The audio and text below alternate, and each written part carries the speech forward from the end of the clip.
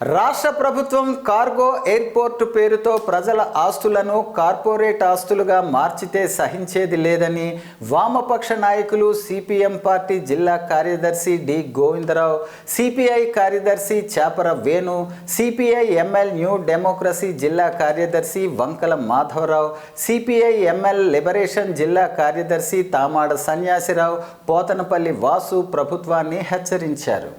శనివారం పలాస స్థానిక కళ్యాణ మండపంలో కార్గో ఎయిర్పోర్ట్ భూసేకరణకు వ్యతిరేకంగా జరిగిన రౌండ్ టేబుల్ సమావేశంలో జనవరి 6వ తేదీన పలాస ఆర్డీఓ కార్యాలయం వద్ద ధర్నా జరపాలని నిర్ణయించారు. ఈ సందర్భంగా వారు మాట్లాడుతూ బలవంతపు భూసేకరణ ఎందుకు చేస్తున్నారో కేంద్ర పౌర విమానయాన శాఖ మంత్రి కింజరాపు రామ్మోహన్ నాయుడు గారు ప్రజలకు సమాధానం చెప్పాలని వారి డిమాండ్ చేశారు. ప్రజల భూములను కార్పొరేట్లకు కట్టబెట్టడం ఎందుకు చేస్తున్నారని వారు ప్రశ్నించారు. మూలపేట పోర్టు కోసం రాష్ట్ర ప్రభుత్వం సేకరించిన 2270 ఎకరాల భూమిలో 300 ఎకరాలు కార్గో ఎయిర్పోర్టుకు కేటాయిస్తే సరిపోతుందని, ఎటువంటి భూసేకరణ అవసరం లేదని వారన్నారు. మూలపేట పోర్టు సరుకుల రవాణాకు పోర్టులోనే ఎయిర్పోర్టు నిర్మించాలని వారు సూచించారు. అభివృద్ధి ముసుగులో ప్రజల ఆస్తులను కార్పొరేట్ ఆస్తులుగా మార్చేస్తున్నారని వారు విమర్శించారు.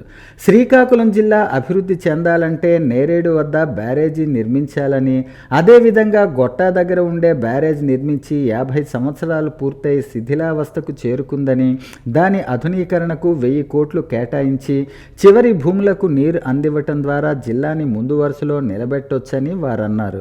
వంశీధర్ బ్యారేజ్కు నిధులు ఎందుకు కేటాయించడం లేదని వారు ప్రభుత్వాన్ని ప్రశ్నించారు. జీడీ కొబ్బరి గిట్టుబాటు ధర ఎందుకు కల్పించటం లేదని వారు ప్రశ్నించారు. ఏమండి రామ్మోహన్ నాయుడు గారు, ఈ ప్రాంతంలో రైతాంగం బలవంత భూసేకరణ వ్యతిరేకంగా ఉన్నారు. బలవంత భూసేకరణ చేయొద్దు, ఈవేళ ప్రజల ఆస్తిని కార్పొరేట్లు కట్టబెట్టే ప్రయత్నం చేయొద్దని చెప్పి ఈవేళ ప్రజలంతా అడుగుతున్నారు. దానికి మీరు సమాధానం చెప్పాలని చెప్పేసి ఈ సందర్భంగా మేము కోరుతున్నాం. అయితే గౌరవ పాత్రికేయ మిత్రులు కూడా ఒక ప్రశ్న వేశారు.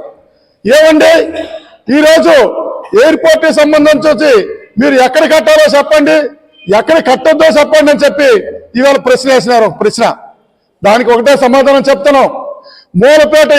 మూలపేట పోర్టుకు సంబంధించి సరుకుల్ని రవాణా చేయడం కోసం కార్గో ఎయిర్పోర్ట్ అనేది తీసుకొస్తారు.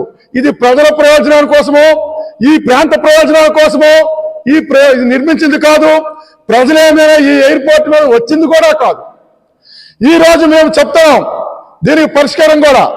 ఇవాళ మూలపేట పోర్టు కోసం ప్రభుత్వం కేటాయించిన భూమి రైతుల దగ్గర నుంచి 312 ఎకరాలు, పారంపర భూమి 420 ఎకరాలు, సిఆర్జెడ్ సంబంధించి సుమారు 1500 ఎకరాలు, అంటే సుమారుగా 2270 ఎకరాల భూమి ఇవాళ మూలపేట పోర్టుకి కేటాయించింది. నువ్వు 100 కానీ 300 ఎకరాలు కానీ ఎయిర్పోర్ట్కి కానీ కేటాయిస్తా ఎక్కడ కూడా నువ్వు భూ సేకరించక్కర్లేదు, ఎవరి మీద కూడా బలవంత భూసేకరణ చేయక్కర్లేదు.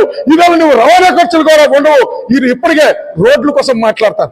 రోడ్లు కూడా ఏ అవసరం లేదు. మూలపేట పోర్టుకి సంబంధించి ఆల్రెడీ రోడ్డు కనెక్టివిటీ కూడా ఇచ్చారు.